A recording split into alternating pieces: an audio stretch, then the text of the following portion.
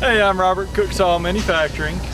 We did a video here recently and we got some real good feedback on it. We certainly appreciate that. One of the requests was to see how thin that we're able to cut on one of our sawmills. So we've got our MP32 set up here and we're going to make some thin cuts and show you what it can do.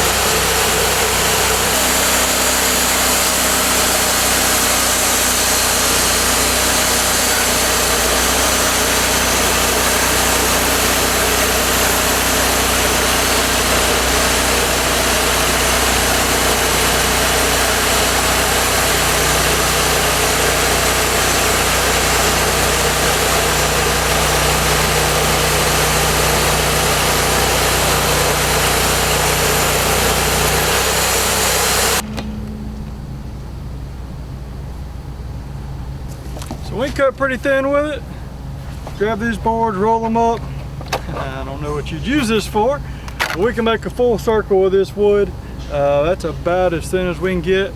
It's a little bit of a cloudy day, but if you hold it up, you can see light coming through it. Maybe easier to see on a little bit sunnier day, but that's pretty thin. We've got these cuts here.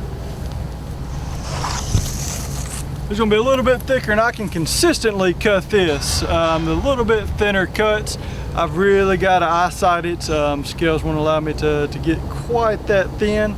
But these thicker cuts, about 1/8 of an inch, I can consistently cut those all day long and I know they're going to be equal all the way through. But we just wanted to show you that on our mill. And again, we appreciate all the feedback that we've gotten.